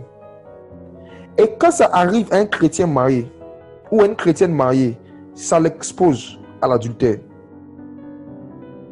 Il y a des émotions du passé qui se réveillent. Les émotions sont au niveau de l'âme. Pourquoi est-ce que ces émotions-là se réveillent? Pourquoi est-ce que ces émotions-là se réveillent? Parce que ces émotions-là n'ont jamais été rompues. Il y a un lien d'âme qui n'a jamais été rompu. Il y a un attachement émotionnel. Il y avait un lien d'âme. Tu t'es enlacé par les paroles de ta bouche. Tu ne t'es jamais dégagé. Tu te dis, je suis en Christ. Je suis une nouvelle créature. Tu ne savais pas que tu avais reçu un esprit nouveau. Mais tu n'avais pas reçu une nouvelle âme. La même âme que tu avais quand tu étais païen, c'est la même âme que tu avais. La preuve, les mêmes émotions, les mêmes sensations que tu ressentais quand tu étais païen, quand tu vois la personne.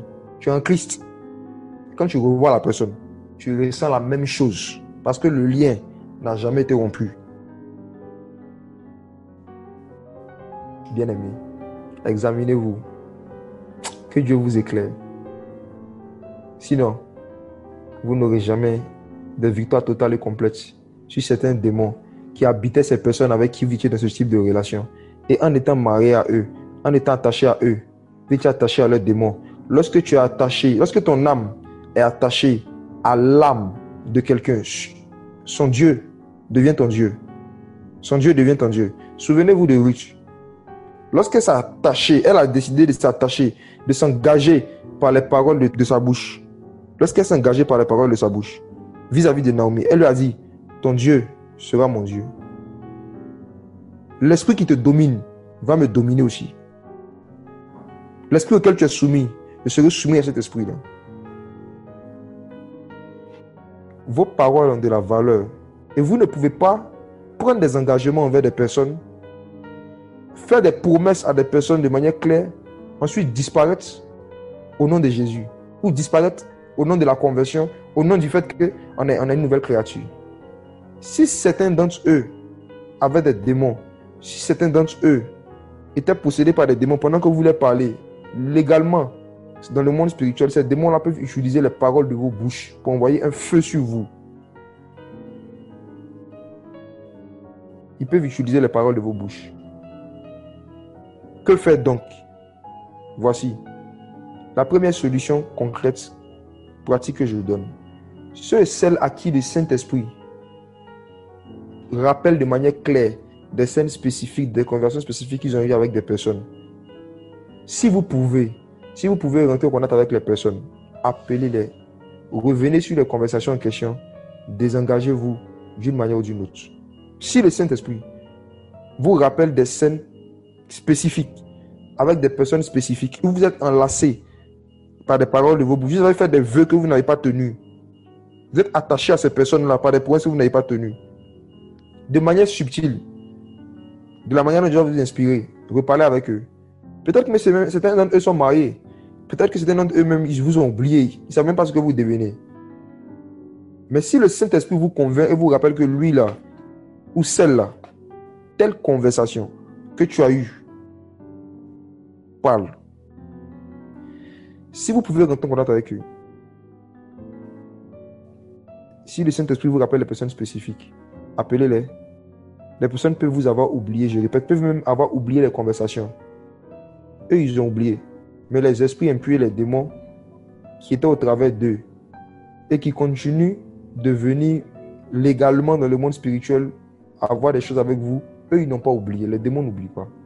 Appelez les personnes. Dis vraiment, en telle année, tu te rappelles, quand on était ensemble et tout, j'ai eu à te dire telle chose. Aujourd'hui, avec du recul, je suis en Christ. J'ai vu que ce n'est pas normal que de faire des promesses à quelqu'un, me dire ce genre de paroles-là. Donc vraiment, c'était pour m'excuser pour ça. Et puis, te dis vraiment que je n'ai pas pu, comme tu le vois, je ne tiendrai pas ces promesses-là, quoi. Et te demander pardon pour tout le mal que je t'ai fait quand on était ensemble et tout, et de la manière dont on s'est séparés, c'est important. Je vous assure, c'est un de vous. Ce que le Saint-Esprit, je répète, à qui le Saint-Esprit va révéler, va rappeler, va mettre en cœur des personnes spécifiques, où il y a eu des personnes spécifiques qui ressemblent exactement à ce que j'ai décrit. Quand vous allez faire ça, vous allez voir que les démons n'auront plus aucun pouvoir sur vous. Ils vont venir dans vos songes. Vous allez voir que vous aurez la force de les chasser. Et il y a des songes même que vous n'allez même plus faire. Parce que légalement, vous êtes désengagé par les paroles de vos bouches. Que Dieu vous aide, que Dieu vous inspire. Pour les personnes de qui vous ne pouvez plus avoir le contact, dont vous n'avez même plus les nouvelles, où vous ne savez même pas ce qu'ils sont devenus et vous n'avez aucun moyen, même quand vous vous rappelez des scènes, des choses, vous n'avez aucun moyen de pouvoir les contacter par rapport à ça. Il y a une solution. Allons dans les Écritures. Je pense que ces vérités-là vont vous faire respecter davantage le Seigneur Jésus. Actes chapitre 10. Heureusement que Jésus est venu, je vous assure.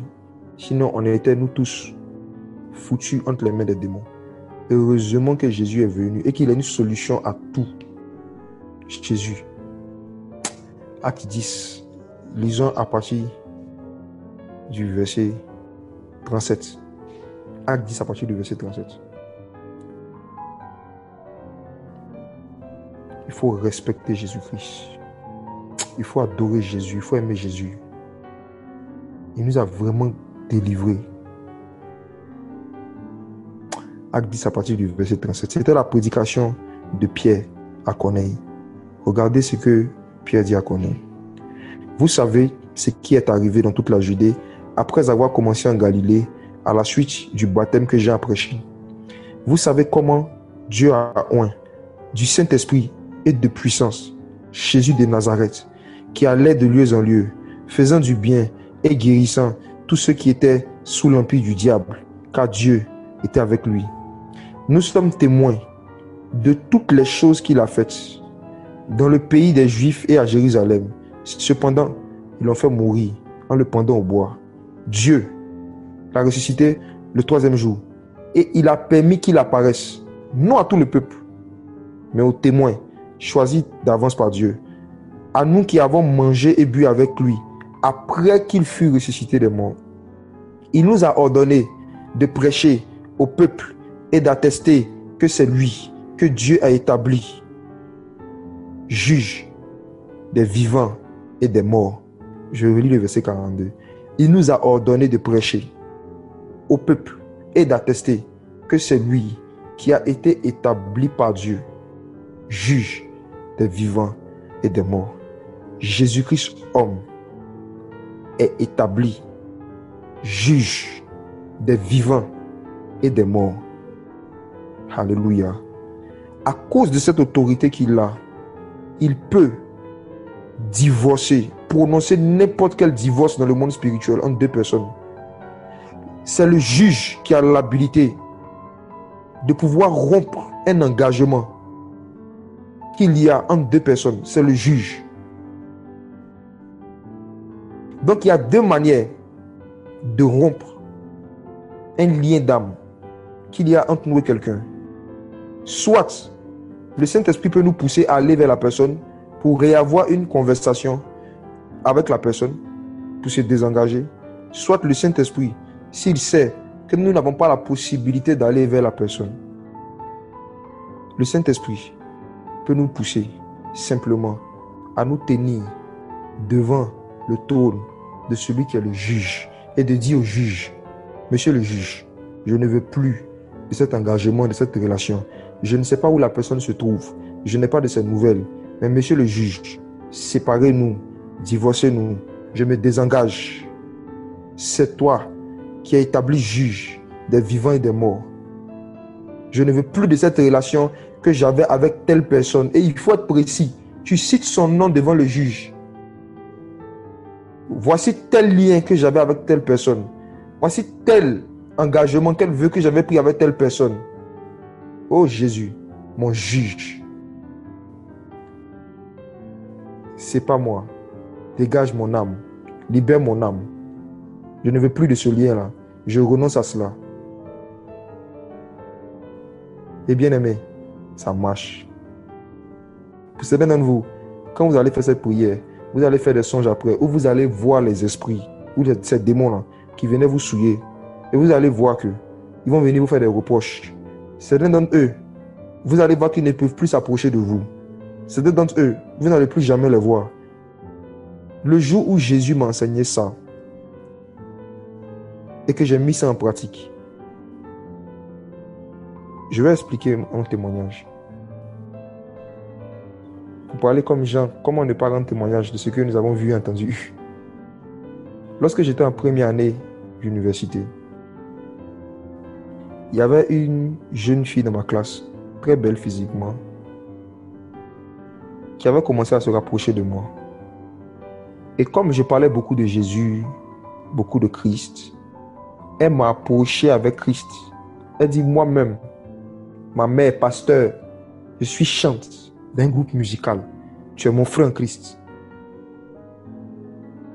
Donc j'ai baissé mes gardes. J'ai enlevé les mesures barrières. Je me suis ouvert à elle. Et malheureusement pour moi, j'étais même plus ouvert que les portes du paradis. Elle est rentrée dans mon intimité. On a commencé à s'appeler matin, midi, soir. J'étais jeune, je le suis encore, mais beaucoup plus à l'époque. Il y a près de 10 ans en arrière, j'étais célibataire et il y a beaucoup de versets de la Bible que je ne connaissais pas et des réalités démoniaques que j'ignorais. Et cette fille-là, au fur et à mesure qu'on parlait, je me sentais attiré sexuellement par elle. Je me sentais attiré sexuellement par elle, même quand on parlait de Jésus. Même quand elle venait, elle me parlait de: oh yeah, on était au culte, c'était bien, il y avait telle chose. Pendant qu'elle est en train de me parler du culte et de Jésus et de la Bible, mon âme est en train de penser à autre chose. Au fur et à mesure, on s'est attaché comme ça, on s'est attaché. Et puis un jour, on nous a donné un groupe. On nous a mis dans un groupe d'exposés, groupe de travail à l'école. On était dans le même groupe. Et donc, on devait venir un samedi à l'école pour venir travailler. Et moi, j'ai dû partir un peu avant parce que j'avais quelque chose à faire. Donc, j'ai informé les gens que je dois partir. Et ce jour-là, ma camarade, ma chère camarade chrétienne, m'a dit à l'oreille: pourquoi tu vas si vite?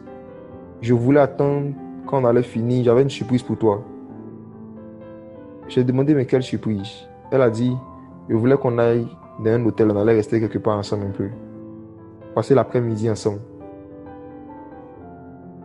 Bien-aimé, j'étais né de nouveau. Je craignais Dieu.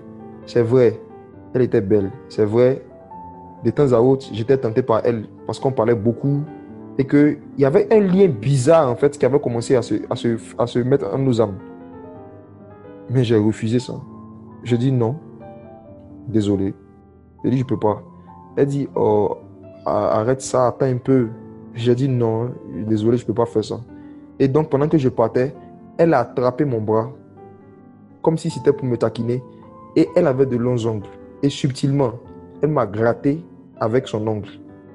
Elle a fait une plaie sur mon bras et je saignais. Et elle a fait la chose de manière tellement subtile, c'était comme si c'était un accident en fait. Comme si elle n'a pas fait exprès de me gratter avec son ongle. Et j'ai dit, regarde, tu m'as blessé. Et puis elle a dit, oh, excuse-moi. Et puis elle a mis son doigt sur la plaie comme si elle voulait essuyer le sang.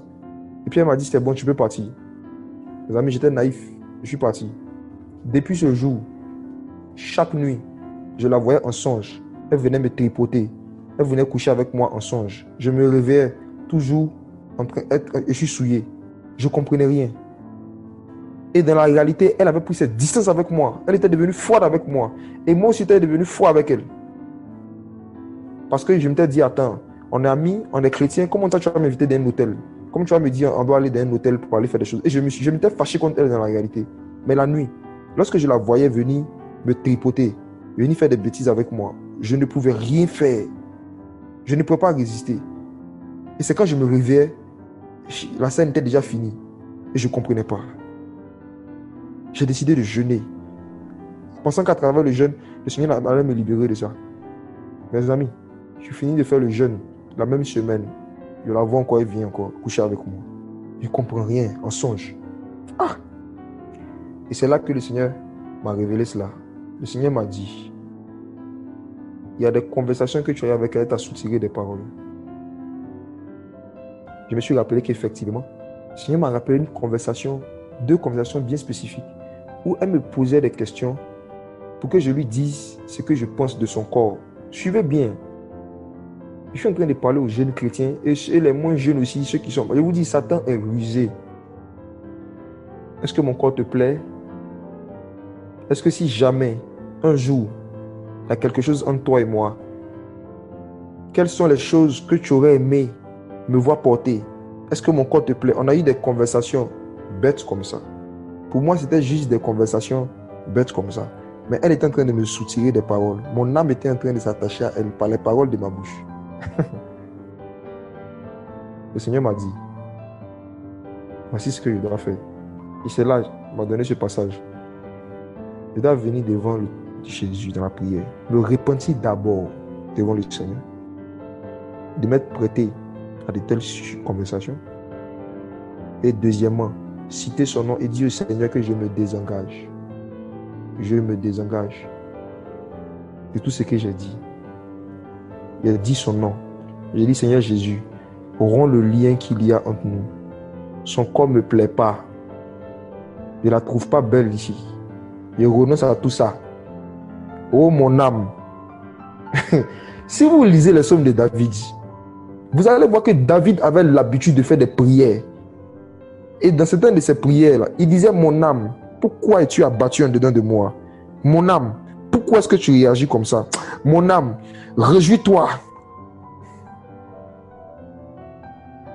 Ce genre de prière, quand tu viens devant le trône du Seigneur, Seigneur, voici telle attitude, telle parole que j'ai dit, je m'en répands d'abord.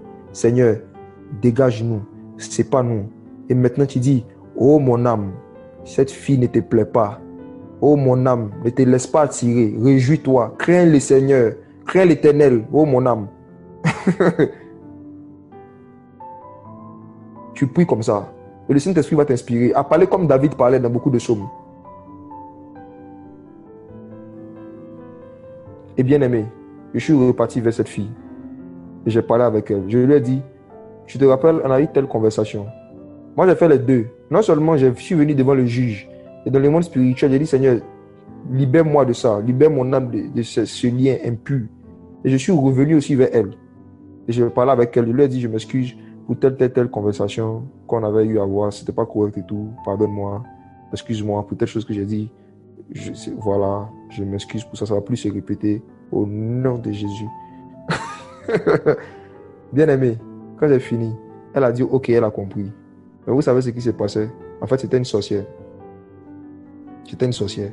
Donc maintenant, les songes que je faisais, elle venait plus coucher avec moi. Elle voulait me tuer. Et un jour, dans un songe,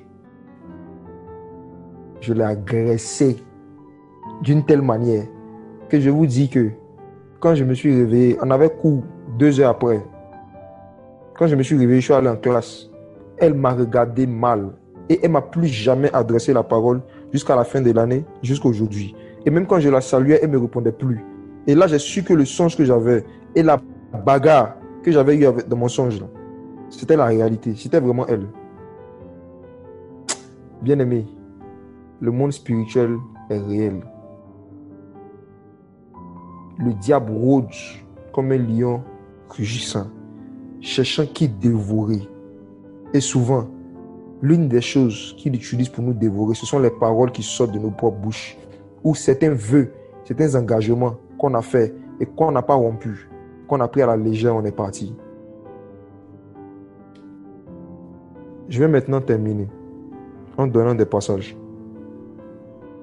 qui parlent de l'importance de faire attention dorénavant aux paroles qui sortent de nos bouches en termes d'engagement et de vœux envers quelqu'un, surtout quand c'est un païen. On ne sait jamais avec qui il est en train de parler. Matthieu chapitre 12, versets 36 à 37. Matthieu chapitre 12, versets 36 à 37. En attendant qu'on lise ça, je veux exhorter tous les hommes qui sont là, qui avaient déjà déviégé une jeune fille, qui avaient déjà déviégé une femme, et qui n'est jamais revenu vers elle pour lui demander pardon, que vous n'avez pas épousé, hein, et qui n'est jamais revenu vers elle pour lui demander pardon, pour vous excuser pour le mal que vous lui avez fait à l'époque, et qui avait disparu comme ça, et qui vous dit, je suis une nouvelle créature, je vous dis, de la part du Seigneur, les blessures émotionnelles des vierges envers les personnes qui les ont déviégées sont des armes entre les mains des démons pour oppresser leurs déviégeurs. Je rembobine. Les blessures émotionnelles des vierges sont des armes dans les mains des démons pour oppresser les personnes qui les ont déviégées, qui les ont déshonorées et qui ont disparu. Donc, ces choses-là aussi, quand ce n'est pas bien réparé, même après la conversion, tu peux continuer d'en subir les influences dans tes songes. Il y a une certaine autorité que tu n'auras pas devant ce type de démon dont on est en train de parler. Ne jouez pas avec. Matthieu chapitre 12, je lis le verset 38. Or, je vous le dis, c'est Jésus qui parle, le jour du jugement, les humains rendront compte de toute parole vaine qu'ils auront prononcée.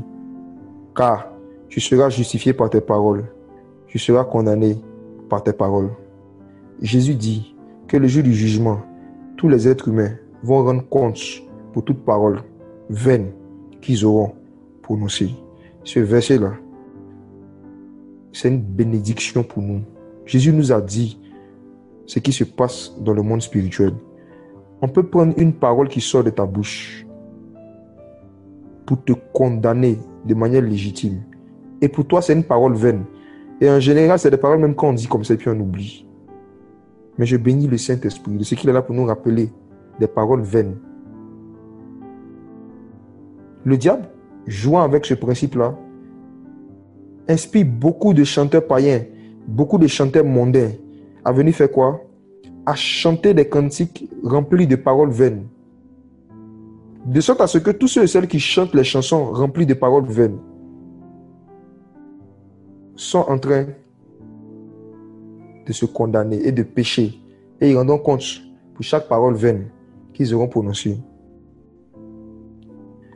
Parce que les gens charnels et les gens qui ont l'âme qui appartiennent au diable se réjouissent des paroles vaines.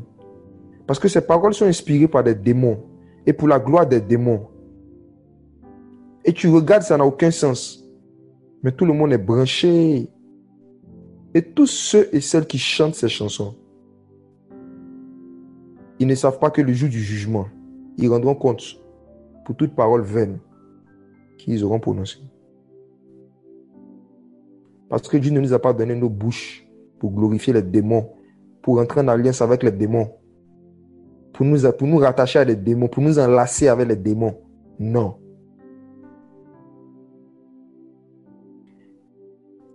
Il y a une histoire qui s'est passée dans la Bible avec Pierre. Si vous vous rappelez, lorsque l'apôtre Pierre a trahi Jésus, Jésus avait prophétisé le nombre de fois où Pierre allait le trahir.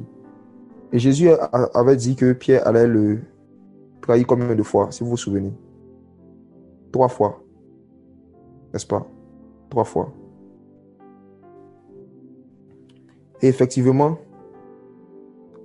la prophétie s'est accomplie. Pierre a trahi Jésus 3 fois. Or, Jésus prêchait un jour et il avait dit, celui qui me renie devant les hommes, je le rénierai devant mon Père qui est dans les cieux et devant ses anges. Or, Pierre avait renié Jésus 3 fois. Donc, logiquement, si le droit, la loi, la justice devait s'appliquer, Pierre devait être renié aussi 3 fois. Parce que Jésus a dit, celui qui me renie devant les hommes, je vais le renier devant mon Père et devant ses anges. Pierre devait être renié 3 fois à cause des paroles qui sont sorties de sa bouche. Il a dit qu'il ne connaît pas Jésus. Il a renié Jésus 3 fois. Maintenant, quand Jésus est ressuscité, bien vrai que son sang est versé pour le pardon des péchés.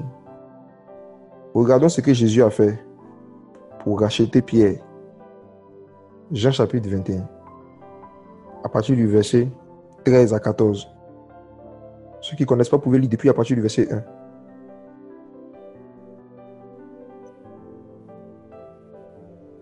Jean chapitre 21, verset 13 à 14. Jésus vient, prend le pain et le leur donne, ainsi que le poisson. C'est après sa résurrection. Ce fut déjà la troisième fois que Jésus, ressuscité des morts, se manifesta à ses disciples.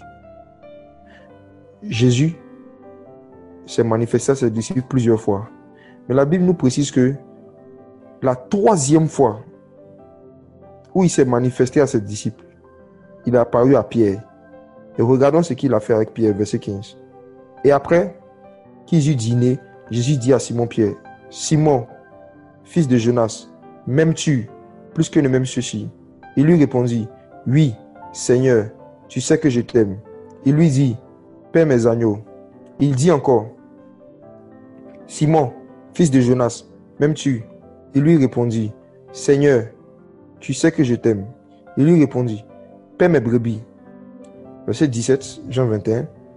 Il lui dit pour la troisième fois, « Oh Jésus, Simon, fils de Jonas, m'aimes-tu » Pierre fut attristé parce qu'il ne comprenait pas ce que Jésus était en train de réparer dans le monde spirituel. Il ne comprenait pas. M'aimes-tu pour la troisième fois, attristé. Il lui répondit, « Seigneur, tu sais que je t'aime. » Jésus lui dit, « Paie mes brebis. » Alléluia. Le juste juge.